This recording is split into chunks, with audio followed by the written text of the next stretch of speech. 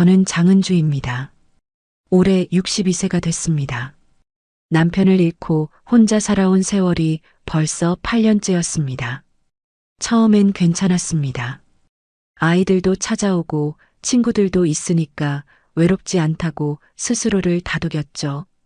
하지만 밤이면 달랐습니다. 텅 빈 침대, 덜컹거리는 냉장고 소리, 그리고 아무도 없는 거실의 정적. 그 모든 게 저를 짓눌렀습니다. 어느 날 아침 혼자 식사를 하다가 문득 깨달았습니다. 이렇게 죽을 때까지 혼자 살아야 하는구나. 그 생각이 들자 숨이 막혔습니다. 누군가의 손이라도 잡고 싶었습니다. 따뜻한 목소리가 듣고 싶었습니다. 그때 재혼 소개 모임에서 그를 만났습니다. 이름은 김재혁. 저보다 2살 많은 64세였습니다. 그 역시 아내를 잃고 5년째 혼자였다고 했습니다. 첫 만남에서 재혁 씨는 제게 이렇게 말했습니다. 힘드셨죠? 혼자 사는 거. 그 한마디에 눈물이 왈칵 쏟아질 뻔했습니다.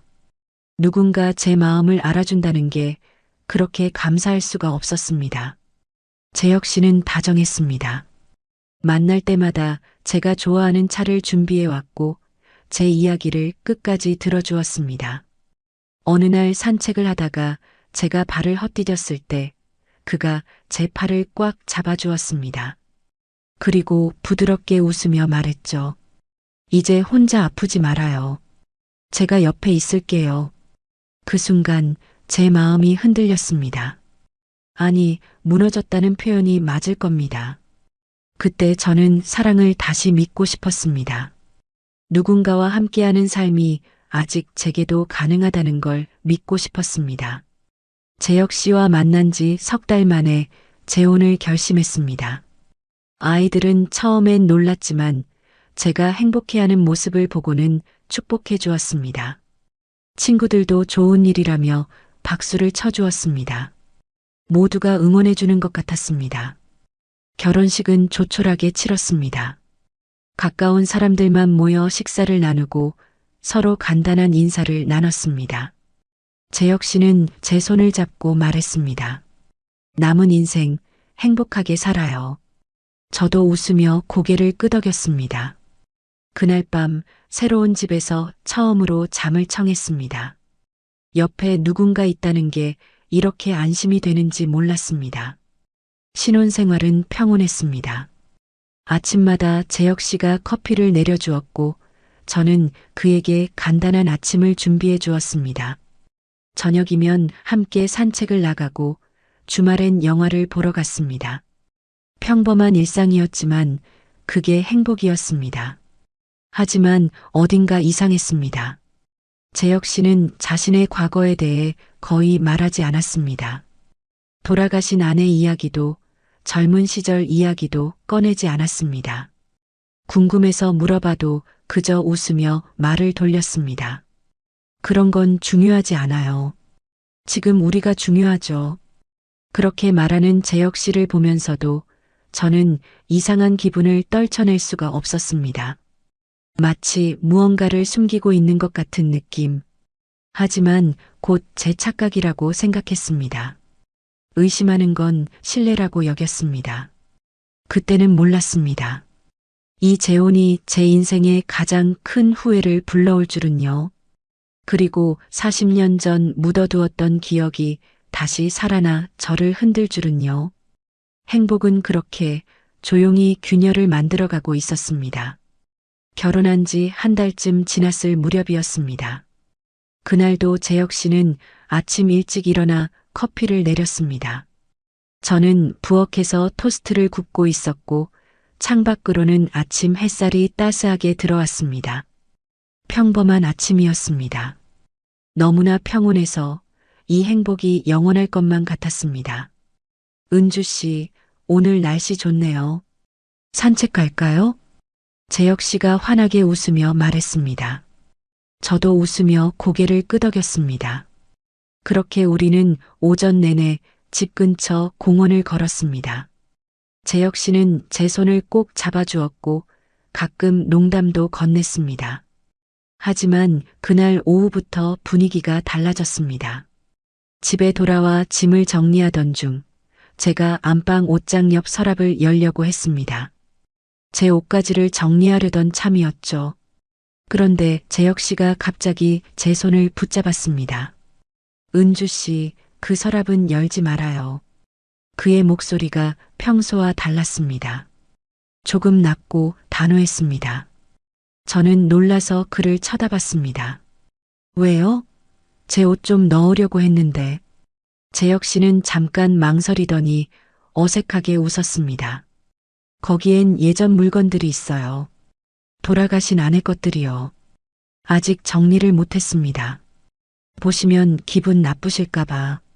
그렇게 말하는 재혁 씨의 표정이 어딘가 불편해 보였습니다. 저는 괜히 미안한 마음이 들었습니다. 아, 그러셨구나. 괜찮아요. 천천히 정리하세요. 그 뒤로 재혁 씨는 그 서랍에 대해 한 번 더 말했습니다. 예전 물건은 버리는 게 좋아요. 과거에 붙잡혀 있으면 앞으로 나아갈 수 없으니까. 그 말이 이상하게 마음에 걸렸습니다.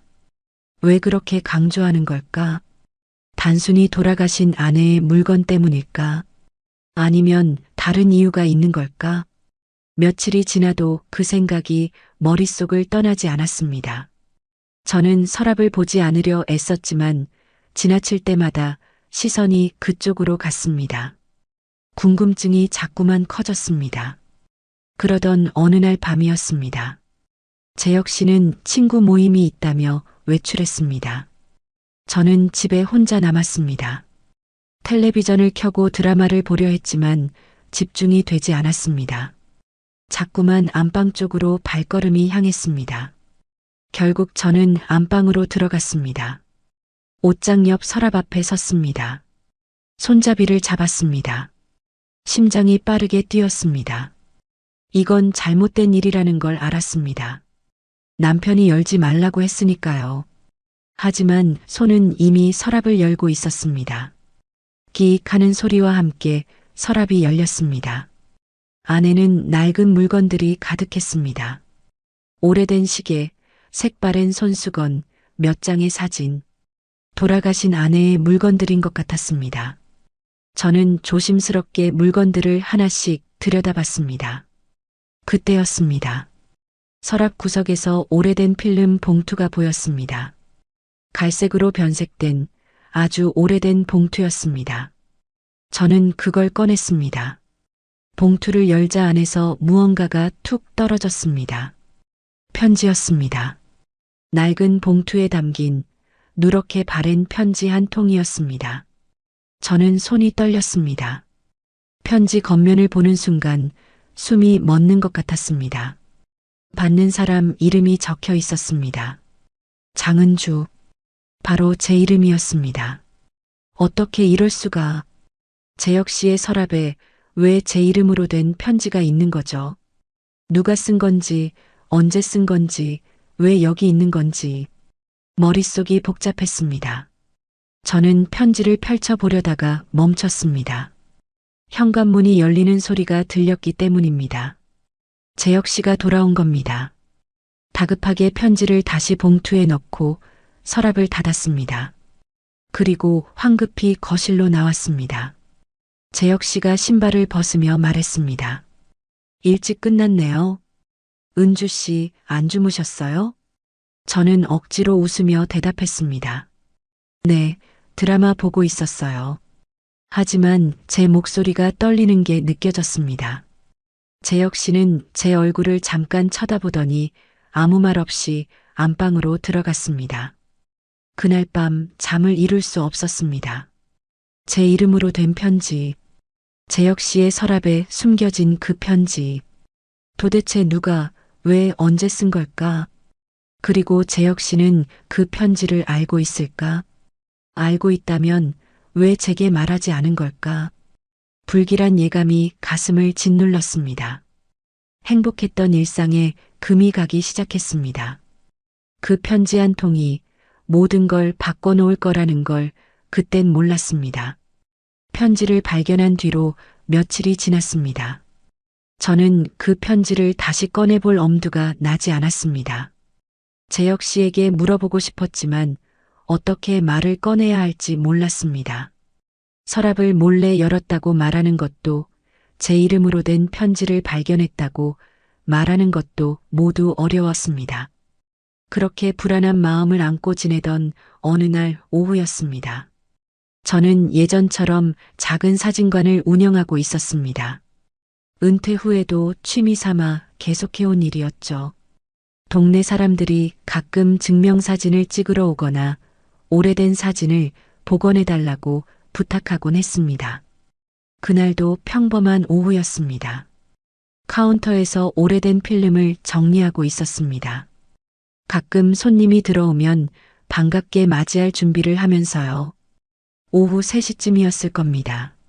사진관 문이 열렸습니다. 딸랑 종소리가 울렸습니다. 저는 고개를 들었습니다. 낯선 남자가 들어왔습니다. 30 중반쯤 되어 보이는 젊은 남자였습니다. 깔끔한 셔츠에 청바지를 입고 있었고 손에는 낡은 가방을 들고 있었습니다. 남자는 주변을 둘러보더니 저를 향해 조심스럽게 다가왔습니다. 저기 실례합니다. 남자의 목소리는 떨리고 있었습니다. 마치 긴장하고 있는 것처럼요. 저는 미소를 지으며 물었습니다. 네, 어떻게 오셨어요? 남자는 잠깐 망설이더니 입을 열었습니다. 혹시 장은주 선생님 맞으시죠? 제 이름을 부르는 순간 가슴이 철렁했습니다. 저를 아는 사람인가? 하지만 본 적 없는 얼굴이었습니다. 네, 제가 장은주인데요. 저를 어떻게 아시나요? 남자는 깊게 숨을 들이쉬었습니다. 그리고 천천히 말했습니다. 저는 한도윤이라고 합니다. 갑자기 찾아와서 죄송합니다. 사실 선생님을 찾기까지 시간이 꽤 걸렸습니다. 한도윤. 처음 듣는 이름이었습니다. 저는 고개를 갸우뚱하며 물었습니다. 저를 찾으셨다고요? 무슨 일이신지. 도윤은 가방에서 무언가를 꺼냈습니다. 낡은 봉투였습니다. 갈색으로 변색된 오래된 봉투. 그걸 보는 순간 제 손이 떨렸습니다. 며칠 전 재혁 씨의 서랍에서 본 그 봉투와 똑같았습니다. 이게 뭔가요? 제 목소리가 떨렸습니다. 도윤은 봉투를 조심스럽게 제게 내밀었습니다. 돌아가신 아버지가 남긴 유품입니다.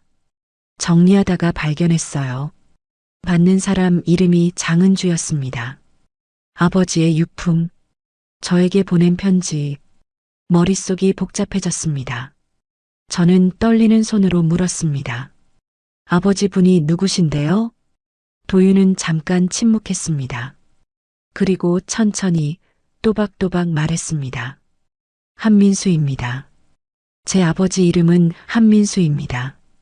그 순간 세상이 멈춘 것 같았습니다. 한민수. 그 이름을 들은 순간 40년 전 봄날이 눈앞에 펼쳐졌습니다. 대학교 캠퍼스, 벚꽃이 흩날리던 길, 그리고 환하게 웃던 그 사람의 얼굴. 제 첫사랑이었습니다. 민수 씨를. 제 입에서 저도 모르게 그 이름이 흘러나왔습니다.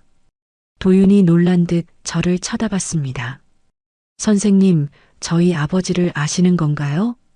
저는 대답할 수가 없었습니다. 눈물이 차올랐습니다. 오래전 묻어두었던 기억이 순식간에 되살아났습니다. 민수 씨의 웃음소리, 따뜻했던 손길, 그리고 헤어지던 날의 슬픔까지. 선생님, 괜찮으세요? 도윤이 걱정스럽게 물었습니다. 저는 겨우 정신을 차리고 고개를 끄덕였습니다. 미안해요. 너무 놀라서. 민수 씨는 지금 어떻게 지내시나요? 도윤의 표정이 어두워졌습니다. 그가 조용히 말했습니다. 아버지는 작년에 돌아가셨습니다. 암이었어요. 가슴이 무너져 내렸습니다. 민수 씨가 세상을 떠났다니 믿을 수가 없었습니다.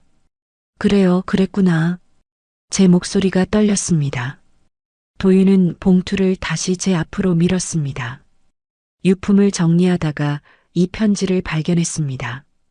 선생님께 전해드려야 할 것 같아서 찾아왔습니다. 아버지가 평생 간직하셨던 것 같아요. 저는 봉투를 받았습니다. 손이 너무 떨려서 제대로 잡을 수가 없었습니다. 민수 씨가 평생 간직했다는 편지. 그 안에는 무엇이 담겨 있을까? 고마워요. 일부러 찾아와줘서. 도윤은 조심스럽게 미소 지었습니다. 아버지가 생전에 가끔 선생님 이야기를 하셨어요. 젊은 시절 알았던 분이라고, 행복했던 기억이라고, 그래서 꼭 전해드리고 싶었습니다. 그 말을 듣는 순간 눈물이 흘러내렸습니다. 민수 씨도 저를 기억하고 있었던 거죠. 그 오랜 세월 동안. 도윤이 떠난 뒤 저는 한참 동안 그 자리에 서 있었습니다. 손에 쥔 편지 봉투가 무겁게 느껴졌습니다. 며칠 전 재혁 씨의 서랍에서 본 편지와 이 편지. 둘 사이에는 어떤 연결이 있는 걸까? 그리고 재혁 씨는 이 모든 걸 알고 있는 걸까? 모든 게 혼란스러웠습니다. 현재와 과거가 충돌하고 있었습니다. 그날 밤 집으로 돌아왔을 때 재혁 씨는 없었습니다. 메모가 하나 놓여 있었습니다. 동창 모임이 있어서 늦는다는 내용이었죠. 저는 안도했습니다. 혼자만의 시간이 필요했습니다. 거실 소파에 앉아 도윤이 건넨 편지 봉투를 꺼냈습니다. 손이 떨렸습니다. 40년 만에 받는 민수 씨의 편지. 그 안에는 무엇이 담겨 있을까? 봉투는 이미 뜯어져 있었습니다. 아마 도윤이 확인했던 모양입니다. 저는 천천히 편지를 꺼냈습니다. 누렇게 변한 종이, 바래진 잉크, 그 모든 게 세월의 흔적이었습니다. 편지를 펼쳤습니다. 민수 씨의 글씨였습니다. 40년이 지났지만 그 글씨체를 기억하고 있었습니다. 조금 삐뚤빼뚤하지만 정성스러운 글씨. 편지를 읽기 시작했습니다. 은주야. 첫 문장부터 눈물이 쏟아졌습니다. 그 다정한 호칭. 오랜만에 듣는 민수 씨의 목소리 같았습니다. 이 편지를 내가 읽고 있다면 나는 이미 세상에 없겠지. 미안하다. 살아생전에 전하지 못한 말들을 이렇게밖에 할 수 없어서 가슴이 먹먹해졌습니다. 민수 씨는 자신이 떠날 걸 알고 이 편지를 썼던 겁니다. 은주야, 내가 널 떠난 건 사랑이 식어서가 아니다. 너를 지키려면 내가 없어야 했어. 그 문장을 읽는 순간 40년 전 그날이 떠올랐습니다. 벚꽃이 흩날리던 봄날이었습니다. 민수 씨가 갑자기 제게 헤어지자고 했습니다. 아무 이유도 말해주지 않았습니다. 그저 미안하다는 말만 반복했죠. 저는 울며 물었습니다. 왜냐고, 무엇이 잘못됐냐고. 하지만 민수 씨는 고개만 저을 뿐이었습니다. 다른 사람 만났어? 제가 떨리는 목소리로 물었을 때 민수 씨는 고개를 끄덕였습니다. 그게 거짓말이었다는 걸 40년이 지나서야 알게 됐습니다. 편지는 계속 이어졌습니다. 그때 내 집안에 큰 빚이 있었어. 아버지 사업이 망했고 빚쟁이들이 매일 집에 찾아왔지. 너까지 그 고생에 끌어들일 순 없었다. 내가 나 때문에 힘들어하는 걸 볼 수 없었어. 그랬던 거였습니다. 민수 씨는 저를 지키려고 거짓말을 했던 겁니다. 은주야, 너는 행복했니? 좋은 사람 만나서 잘 살았니? 나는 그게 제일 궁금했어. 내가 웃으며 살았다면 내 선택이 옳았다고 믿을 수 있을 것 같아. 눈물이 멈추지 않았습니다. 민수 씨는 평생 저를 걱정했던 겁니다. 제가 행복하길 바랐던 거죠. 미안하다. 사랑한다는 말도 제대로 못했구나. 은주야, 내 평생 가장 빛났던 시간은 너와 함께했던 그 봄날들이었어. 편지를 읽으며 울었습니다. 소리내어 울었습니다. 40년 동안 쌓인 슬픔이 한꺼번에 쏟아져 나왔습니다. 그런데 그때였습니다. 편지 마지막 부분에 뭔가 이상한 게 보였습니다. 민수 씨의 글씨체와 다른 필체였습니다. 더 가늘고 떨리는 글씨. 누군가 나중에 덧붙여 쓴 것처럼 보였습니다. 이 편지를 보게 되면 이미 늦었을지도 몰라. 이게 무슨 뜻일까? 누가 쓴 걸까? 왜 이런 문장을 덧붙인 걸까? 저는 다시 편지를 처음부터 끝까지 읽었습니다. 뭔가 놓친 게 있는지 확인했습니다. 하지만 그 문장 외에는 다른 이상한 점이 없었습니다. 그때 문득 재혁 씨의 서랍에 있던 편지가 떠올랐습니다. 제 이름으로 된 그 편지. 혹시 그 편지에 답이 있는 걸까? 두 편지 사이에 연결고리가 있는 건 아닐까? 저는 자리에서 일어났습니다. 안방으로 향했습니다. 재혁 씨는 아직 돌아오지 않았습니다. 지금이 아니면 다시 볼 기회가 없을지도 몰랐습니다. 서랍을 열었습니다. 그리고 필름 봉투 사이에서 그 편지를 꺼냈습니다.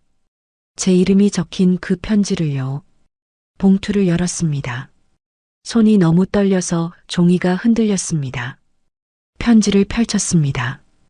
그 순간 숨이 멎었습니다. 글씨체가 똑같았습니다. 도윤이 건넨 편지 마지막 부분에 덧붙여진 그 가는 글씨. 그 글씨와 이 편지의 글씨가 똑같았습니다. 편지 내용을 읽기 시작했습니다.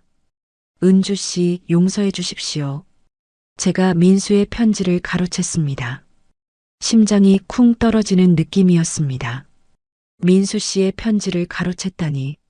누가요? 왜요? 편지는 계속 이어졌습니다. 민수는 죽기 전 은주 씨에게 편지를 쓰고 싶다고 했습니다. 마지막 인사를 하고 싶다고. 저는 그 편지를 전해주겠다고 약속했습니다. 하지만 전하지 못했습니다. 왜 전하지 못한 거죠? 저는 떨리는 손으로 계속 읽었습니다. 그때 저는 은주 씨를 알게 됐습니다. 재혼 소개 모임에서요. 은주 씨가 그렇게 외로워하는 걸 보고 민수가 평생 그리워했던 그 사람이 이렇게 힘들어하는 걸 보고 마음이 아팠습니다. 재혁 씨였습니다. 이 편지를 쓴 사람은 재혁 씨였습니다. 그래서 용기를 내 은주 씨에게 다가갔습니다. 민수의 이야기는 하지 않았습니다. 그저 은주 씨 곁에 있고 싶었습니다. 머릿속이 하얗게 변했습니다. 재혁 씨는 민수 씨를 알았던 겁니다. 그리고 저를 알고 접근했던 거죠. 그때 현관문이 열렸습니다. 재혁 씨가 돌아온 겁니다. 재혁 씨가 안방으로 들어왔습니다. 저는 황급히 편지를 접어 손에 쥐었습니다. 하지만 이미 늦었습니다. 재혁 씨는 제가 서랍 앞에 서 있는 걸 봤습니다. 그리고 제 손에 쥔 편지를 봤습니다. 은주 씨, 그의 목소리가 낮게 깔렸습니다. 제가 먼저 입을 열었습니다. 이게 대체 무슨 뜻인가요? 떨리는 목소리였지만 또렷하게 물었습니다. 재혁 씨는 한참 동안 아무 말도 하지 않았습니다. 그저 저를 바라볼 뿐이었습니다. 읽으셨군요. 그가 조용히 말했습니다. 저는 편지를 들어 올렸습니다. 당신이 민수 씨를 알았다는 게 사실인가요? 저를 알고 접근한 거예요? 재혁 씨는 천천히 고개를 끄덕였습니다. 그렇습니다. 그 대답에 다리에 힘이 풀렸습니다. 침대 끝에 주저앉았습니다. 믿을 수가 없었습니다. 이 모든 게 계획된 거였다니. 왜요? 왜 그렇게 한 거예요? 재혁 씨가 침대 맞은편에 앉았습니다. 그의 얼굴이 몹시 지쳐 보였습니다. 민수는 제 친구였습니다. 대학 동기였어요. 가장 친한 친구였죠. 그 말에 고개를 들었습니다. 민수 씨의 친구라니. 민수가 죽기 전 병상에서 은주 씨 이야기를 많이 했습니다. 평생 잊지 못한 사람이라고. 마지막으로 한 번만이라도 보고 싶다고. 하지만 그럴 용기가 없다고 했어요. 재혁 씨의 목소리가 떨렸습니다. 그래서 민수 대신 제가 은주 씨를 찾아보기로 했습니다. 재혼 소개 모임에서 우연히 만났어요. 처음엔 그냥 민수가 사랑했던 사람이 어떤 분인지 보고 싶었을 뿐입니다. 저는 아무 말도 할 수 없었습니다. 그저 듣고 있을 뿐이었습니다. 그런데 은주 씨를 보는 순간 왜 민수가 그렇게 그리워했는지 알 것 같았습니다. 은주 씨는 따뜻했고 외로워 보였고 누군가의 손길이 필요해 보였어요. 재혁 씨가 손으로 얼굴을 가렸습니다. 그래서 용기를 냈습니다. 민수의 이야기는 하지 않고 그냥 저 자신으로 다가갔습니다. 은주 씨 곁에 있고 싶었어요. 저는 고개를 저었습니다. 그건 거짓말이잖아요. 처음부터 거짓말로 시작한 거예요. 재혁 씨가 저를 똑바로 쳐다봤습니다. 처음엔 그랬습니다. 하지만 은주 씨와 시간을 보내면서 제 마음이 진심이 됐어요. 은주 씨를 정말 사랑하게 됐습니다. 그 말을 들으니 더 화가 났습니다. 그럼 왜 말하지 않았어요? 왜 민수 씨 이야기를 숨긴 거예요? 재혁 씨는 대답하지 못했습니다. 침묵이 방 안을 가득 채웠습니다. 그날 밤 우리는 거의 말을 하지 않았습니다. 다음 날 아침도 어색했습니다. 재혁 씨는 커피를 내리지 않았습니다. 저도 아침을 준비하지 않았습니다. 각자 조용히 시간을 보냈습니다. 며칠이 그렇게 흘렀습니다. 어느 날 저녁 제가 도윤을 다시 만났다는 걸 재혁 씨가 알게 됐습니다. 사진관에 들렀던 도윤이 인사를 하러 집에 왔던 겁니다. 재혁 씨와 마주친 거죠. 도윤이 떠난 뒤 재혁 씨가 물었습니다. 민수 아들을 만난 거예요? 저는 고개를 끄덕였습니다. 편지를 전해주러 왔어요. 재혁 씨의 얼굴이 굳었습니다. 당신 아직 그 남자 잊지 못한 거죠? 그의 목소리엔 질투가 섞여 있었습니다. 처음 듣는 목소리였습니다. 무슨 소리예요? 민수 얘기만 나오면 당신 눈빛이 달라져요. 아직도 그 사람을 사랑하는 거 아니에요? 저는 할 말을 잃었습니다. 사실 제 마음도 혼란스러웠으니까요. 민수 씨의 편지를 읽고 나서 저는 무엇을 느끼고 있는 걸까? 그리운 걸까? 미안한 걸까? 아니면 아직도 사랑하는 걸까? 대답이 없네요. 역시 그렇군요. 재혁 씨가 쓴웃음을 지었습니다. 당신도 거짓말한 거예요, 은주 씨. 저를 사랑한다고 했지만 마음 한편엔 여전히 민수가 있는 거잖아요. 그 말에 뭐라 반박할 수가 없었습니다. 재혁 씨는 방을 나갔습니다. 현관문이 쾅 닫혔습니다. 저는 그 자리에 멍하니 서 있었습니다. 한참 뒤 책상 위에 뭔가 놓인 게 보였습니다. 다가가 보니 찢어진 종이 조각이었습니다. 재혁 씨가 남기고 간 것 같았습니다. 종이를 집어들었습니다. 거기엔 이렇게 적혀 있었습니다. 진짜 후회는 사랑을 지키지 못한 거야. 그 문장을 보는 순간 가슴이 무너져 내렸습니다. 사랑을 지키지 못한 것. 그게 후회라는 말. 재혁 씨는 저와의 사랑을 지키지 못한 걸 후회하는 걸까? 아니면 민수 씨가 저와의 사랑을 지키지 못한 걸 말하는 걸까? 알 수 없었습니다. 하지만 한 가지는 확실했습니다. 지금 이 순간 저는 두 남자 사이에서 길을 잃어버렸다는 것. 과거의 사랑과 현재의 사랑, 그 경계에서 혼란스러워하고 있다는 것. 사랑과 후회. 그 경계가 얼마나 아픈지 그제야 알았습니다. 재혁 씨는 그날 밤 집에 돌아오지 않았습니다. 다음 날도 그 다음 날도요. 저는 혼자 남겨졌습니다. 텅 빈 집에서 찢어진 편지 조각을 손에 쥔 채로요. 재혁 씨가 떠난 뒤 저는 며칠을 멍하니 보냈습니다. 아침에 눈을 뜨면 빈 침대가 보였습니다. 커피 내리는 소리도 따뜻한 목소리도 들리지 않았습니다. 다시 혼자가 된 겁니다. 8년 전 남편을 잃었을 때처럼 아니, 그때보다 더 외로웠습니다. 재혼이 후회스러웠습니다. 이렇게 될 줄 알았다면 처음부터 시작하지 말았어야 했습니다. 민수 씨의 편지도 재혁 씨의 고백도 모든 게 제 마음을 흔들어 놓았습니다. 사진관에 나가는 것조차 힘들었습니다. 손님들과 대화하는 게 웃는 것조차 버거웠습니다. 그저 하루하루를 버티듯 살았습니다. 그렇게 나흘째 되던 날이었습니다. 사진관 문이 열렸습니다. 고개를 들었습니다. 도윤이었습니다. 며칠 전 재혁 씨와 마주쳤던 그 청년이 다시 찾아온 겁니다. 선생님, 괜찮으세요? 안색이 안 좋으신데. 도윤이 걱정스럽게 물었습니다. 저는 억지로 미소를 지었습니다. 괜찮아요. 요즘 좀 피곤해서. 무슨 일로 왔어요? 도윤은 가방에서 또 다른 봉투를 꺼냈습니다. 이번엔 흰색 봉투였습니다. 지난번 것보다 상태가 좋아 보였습니다. 아버지 책상 서랍을 정리하다가 또 발견했어요.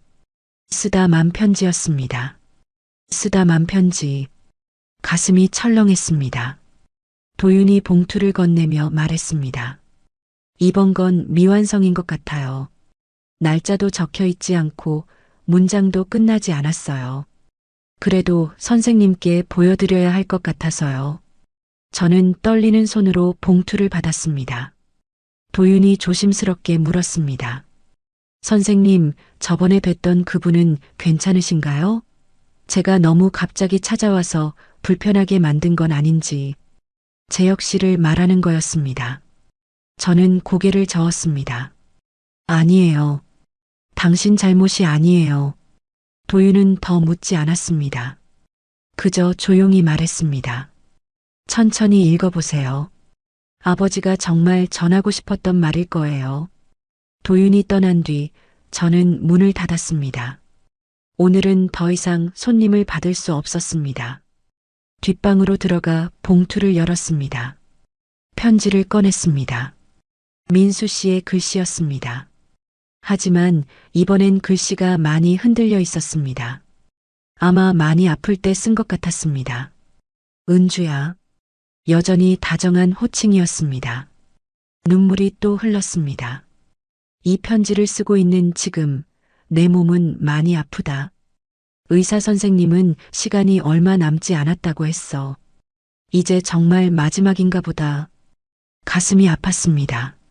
민수 씨가 얼마나 힘들었을까. 은주야, 내가 죽고 나면 너에게 이 편지가 전해질까? 도윤이가 잘 전해줄까? 사실 자신이 없다. 내가 이미 행복하게 살고 있다면 이런 편지가 오히려 방해가 될 것 같아서. 민수 씨는 마지막 순간까지도 저를 걱정했던 겁니다. 그래도 꼭 하고 싶은 말이 있어. 은주야, 언젠가 내가 다른 사람 곁에 있더라도 그 사람을 사랑해줘. 그 문장을 읽는 순간 숨이 멎었습니다. 내가 너를 떠났던 건 내 선택이었어. 너에게 짐이 되고 싶지 않았던 내 선택. 그러니 너는 죄책감 가질 필요 없어. 내가 다른 사람과 행복하다면 그게 나한테도 위로가 될 거야. 눈물이 멈추지 않았습니다. 내 곁에 누군가 있다면 그 사람을 진심으로 사랑해줘. 과거에 얽매이지 말고 지금 그 순간을 소중히 여겨줘. 그게 내 마지막 부탁이야. 그 순간 머릿속이 맑아지는 느낌이었습니다. 민수 씨는 저에게 놓아주라고 말하고 있었습니다. 자신을 잊고 현재를 살라고 했습니다. 재혁 씨를 사랑하라고 했습니다. 은주야, 사랑은 소유가 아니야. 사랑은 상대의 행복을 바라는 거야. 내가 웃으며 살 수 있다면 그게 나한테는 가장 큰 선물이야. 편지는 거기서 끝이었습니다. 마지막 문장이 완성되지 않은 채로요. 아마 그때 민수 씨가 너무 힘들어서 펜을 놓았던 것 같았습니다. 저는 한참을 그 자리에 앉아 있었습니다. 그제야 깨달았습니다. 이 재혼은 후회가 아니었습니다. 제 마음의 마지막 숙제였습니다. 민수 씨를 보내는 일, 과거를 정리하는 일, 그리고 현재를 받아들이는 일. 저는 민수 씨를 평생 잊지 못할 겁니다. 그 봄날의 기억, 환하게 웃던 모습, 따뜻했던 손길. 그 모든 게 제 안에 남아있을 겁니다. 하지만 그게 재혁 씨를 사랑하지 못하는 이유가 되어선 안 됩니다. 사랑은 있는 게 아니었습니다. 사랑은 다른 모습으로 남는 거였습니다. 민수 씨는 제 마음속 봄날로 남을 겁니다. 그리고 재혁 씨는 제 곁에 현재가 될 수 있습니다. 저는 일어났습니다. 핸드폰을 집어들었습니다. 재혁 씨에게 전화를 걸어야 했습니다. 늦기 전에 제 마음을 전해야 했습니다. 하지만 전화기를 들고 망설였습니다. 재혁 씨는 저를 용서해 줄까요? 제 흔들리는 마음을, 제 혼란을 이해해 줄까요? 그때 문득 민수 씨의 마지막 문장이 떠올랐습니다. 그 사람을 진심으로 사랑해줘. 그래요. 진심으로 사랑해야 합니다. 과거에 매달리지 않고 현재를 온전히 받아들여야 합니다. 저는 숨을 깊이 들이쉬고 전화를 걸었습니다. 신호음이 울렸습니다. 한참을 기다렸지만 재혁 씨는 받지 않았습니다. 다시 걸었습니다. 이번에도 받지 않았습니다. 불안이 밀려왔습니다. 혹시 너무 늦은 건 아닐까? 이미 재혁 씨 마음이 돌아선 건 아닐까? 저는 외투를 걸쳤습니다. 직접 찾아가야겠다고 생각했습니다. 재혁 씨가 어디 있을지 알 것 같았습니다. 재혁 씨를 찾아 나섰습니다. 그가 있을 곳은 한 군데뿐이었습니다. 우리가 처음 만났던 공원. 재혁 씨는 힘들 때마다 그곳에 간다고 했었습니다. 공원에 도착했을 때 해가 지고 있었습니다. 벤치에 앉아 있는 재혁 씨의 뒷모습이 보였습니다. 어깨가 축 처져 있었습니다. 저는 천천히 그에게 다가갔습니다. 재혁 씨, 제 목소리를 듣고 재혁 씨가 돌아봤습니다. 놀란 표정이었습니다. 그리고 곧 시선을 돌렸습니다. 왜 왔어요? 그의 목소리는 지쳐 있었습니다. 저는 그 옆에 앉았습니다. 할 말이 있어서요. 재혁 씨는 대답하지 않았습니다. 저는 한참을 침묵했습니다. 무슨 말부터 해야 할지 몰랐습니다. 미안해요. 결국 제 입에서 나온 건 사과였습니다. 당신이 미운 게 아니었어요. 나 자신이 미웠어요. 재혁 씨가 저를 쳐다봤습니다. 저는 계속 말을 이었습니다. 민수 씨의 편지를 받고 혼란스러웠어요. 과거의 기억이 되살아나면서 제가 무엇을 느끼고 있는지 알 수 없었죠. 당신을 사랑하는 건지 아니면 민수 씨를 아직도 사랑하는 건지 말하면서 눈물이 났습니다. 그런데 제일 미웠던 건 이렇게 흔들리는 제 자신이었어요. 당신에게 진심이었다고 말했으면서 과거에 흔들리는 제가 너무 한심했어요. 재혁 씨는 여전히 아무 말이 없었습니다. 저는 가방에서 민수 씨의 마지막 편지를 꺼냈습니다. 오늘 도윤이가 또 찾아왔어요. 민수 씨가 쓰다 만 편지를 가져왔죠. 편지를 펼쳐 재혁 씨에게 보여줬습니다. 그는 천천히 글을 읽었습니다. 한참 뒤 그가 조용히 말했습니다. 역시 민수답네요. 민수 씨는 저에게 당신을 사랑하라고 했어요. 과거에 얽매이지 말고 현재를 살라고 했죠. 재혁 씨의 눈가가 붉어졌습니다. 하지만 저는 그럴 자격이 없는 것 같아요. 은주 씨. 처음부터 거짓말로 시작했잖아요. 민수의 친구라는 걸, 은주 씨를 알고 접근했다는 걸 숨겼어요. 재혁 씨가 고개를 숙였습니다. 제가 비겁했어요. 진실을 말하면 은주 씨가 떠날까봐 두려웠어요. 그래서 계속 숨겼죠. 그런 제가 은주 씨를 사랑한다고 말할 자격이 있을까요? 저는 재혁 씨의 손을 잡았습니다. 그의 손은 차갑고 떨리고 있었습니다. 자격이 없는 건 저도 마찬가지예요. 당신과 결혼하고도 과거의 사랑 때문에 흔들렸잖아요. 우리는 한참을 말없이 앉아 있었습니다. 석양이 공원을 붉게 물들이고 있었습니다. 재혁 씨가 먼저 입을 열었습니다. 은주 씨, 우리 이만 놓아줘요.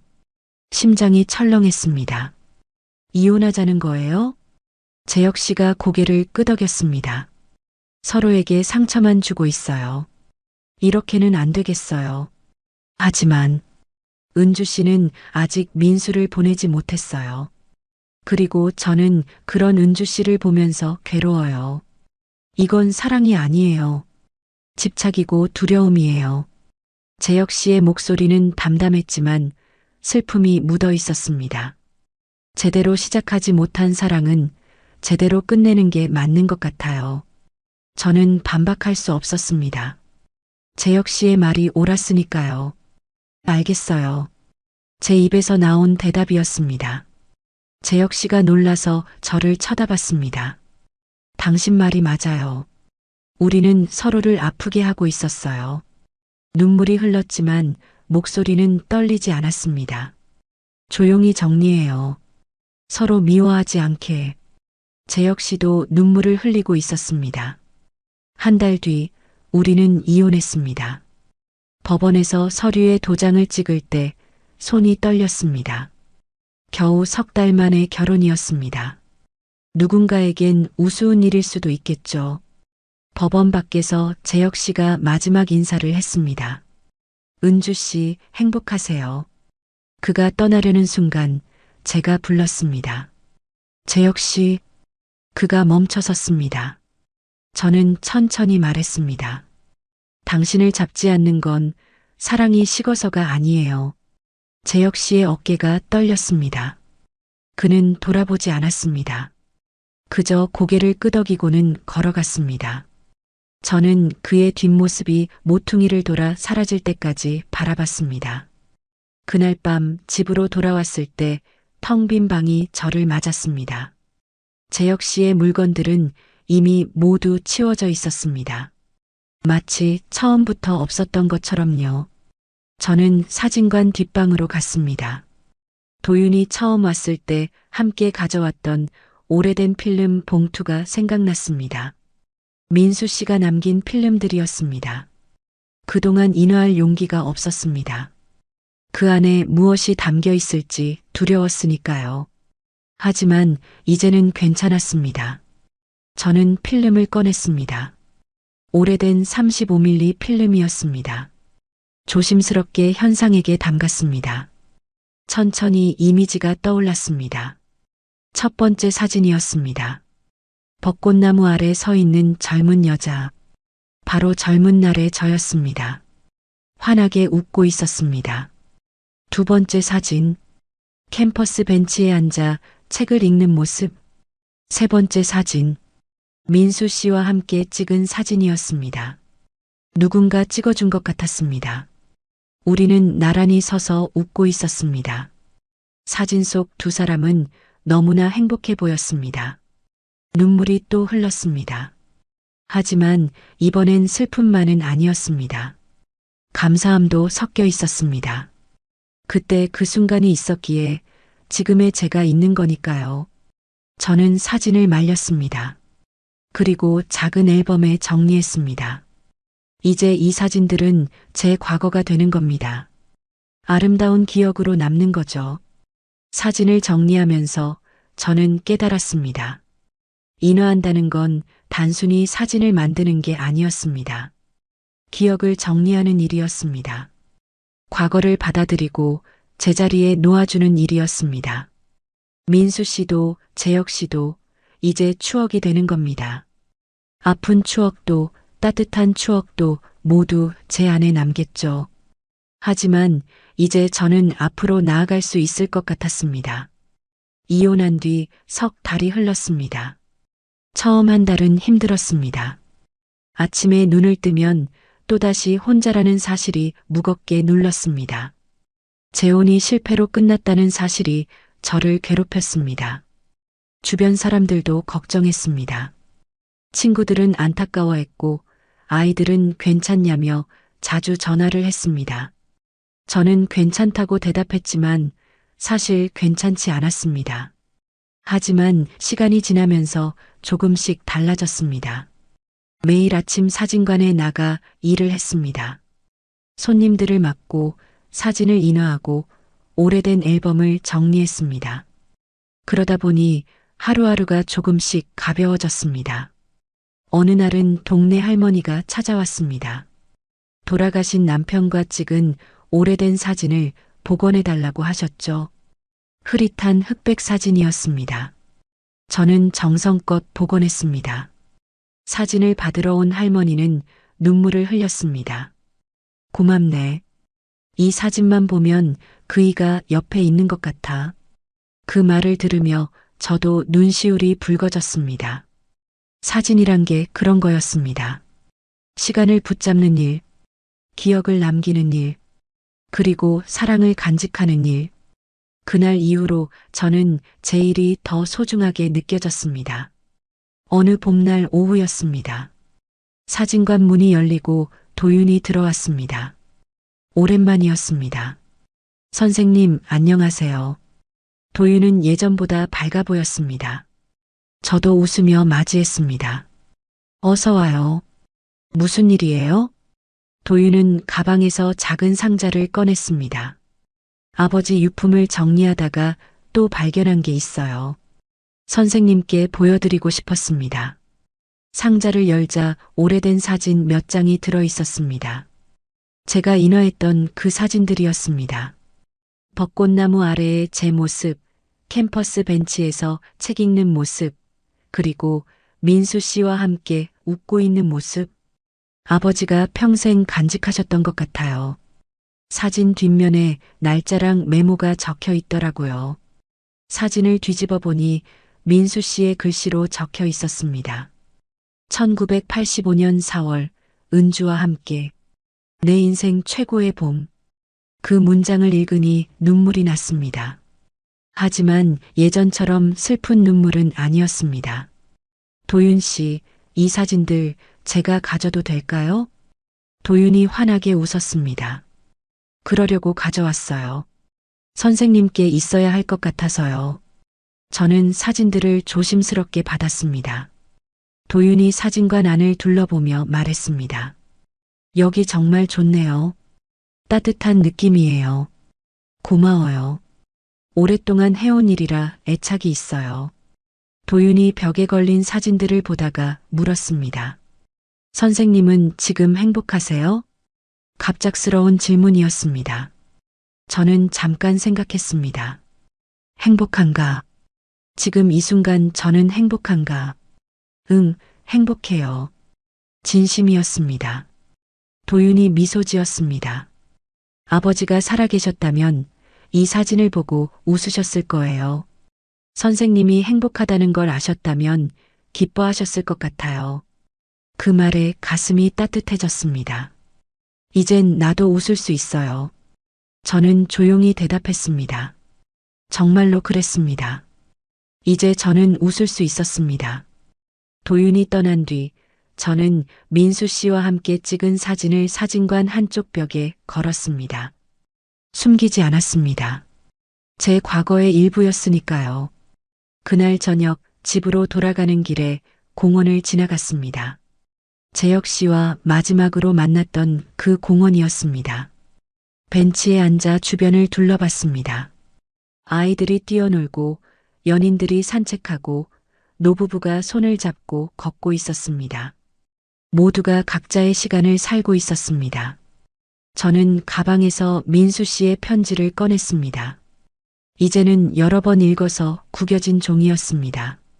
내가 행복하다면 그게 나한테는 가장 큰 선물이야. 그 문장을 다시 읽었습니다. 민수 씨, 이제 저는 당신이 원했던 것을 이뤘어요. 행복해졌어요. 재혼 때문에 후회했던 게 사실입니다. 왜 그런 선택을 했을까? 혼자 사는 게 나았을까 생각했었죠. 하지만 지금은 생각이 달라졌습니다. 그 후회 덕분에 진짜 사랑이 무엇인지 배웠습니다. 사랑은 소유가 아니라 존중이라는 것. 과거를 부정하는 게 아니라 받아들이는 거라는 것. 그리고 놓아주는 것도 사랑의 한 형태라는 것. 재혁 씨와의 짧은 결혼도 후회하지 않습니다. 그 역시 저에게 큰 의미였으니까요. 그와 함께했던 시간은 제게 용기를 줬습니다. 다시 사랑할 수 있다는 용기를요. 후회는 끝이 아니었습니다. 후회는 마음의 시작이었습니다. 이제 저는 그 누구도 원망하지 않습니다. 민수 씨도 재혁 씨도 그리고 저 자신도요. 모든 일에는 이유가 있었고 그 이유들이 모여 지금의 저를 만들었습니다. 핸드폰이 울렸습니다. 아이가 보낸 문자였습니다. 엄마, 주말에 놀러 갈게요. 맛있는 거 해주세요. 저는 웃으며 답장을 보냈습니다. 그래, 기다릴게. 사랑해. 집으로 돌아가는 길, 석양이 하늘을 붉게 물들이고 있었습니다. 아름다운 저녁이었습니다. 문득 재혁 씨가 궁금해졌습니다. 그는 지금 어떻게 지내고 있을까? 행복할까? 누군가 좋은 사람을 만났을까? 저는 그가 행복하길 바랐습니다. 진심으로요. 집에 도착해 불을 켰습니다. 더 이상 텅 빈 집이 외롭지 않았습니다. 이제 이 공간은 제 안식처였습니다. 저녁을 준비하며 창밖을 봤습니다. 별들이 하나둘 떠오르고 있었습니다. 62세의 한재혼. 그 선택 때문에 많은 것들이 흔들렸습니다. 아팠고 혼란스러웠고 후회했습니다. 하지만 지금 돌이켜보면 그 모든 과정이 필요했던 것 같습니다. 후회했기에 깨달을 수 있었습니다. 아팠기에 성장할 수 있었습니다. 놓아줬기에 자유로워질 수 있었습니다. 이제 저는 알고 있습니다. 사랑은 여러 모습으로 옵니다. 때로는 설렘으로, 때로는 후회로, 때로는 이별로요. 그 모든 것이 사랑이었습니다. 그리고 그 사랑들 덕분에 저는 지금 여기 서 있습니다. 감사하는 마음으로요. 저녁을 먹고 따뜻한 차를 마시며 저는 내일을 생각했습니다. 내일은 또 어떤 하루가 될까? 어떤 손님이 사진관을 찾아올까? 어떤 이야기를 들을 수 있을까? 기대가 됐습니다. 인생은 아직 끝나지 않았으니까요. 62세, 아직 늦지 않았습니다. 새로운 시작은 언제든 가능하니까요.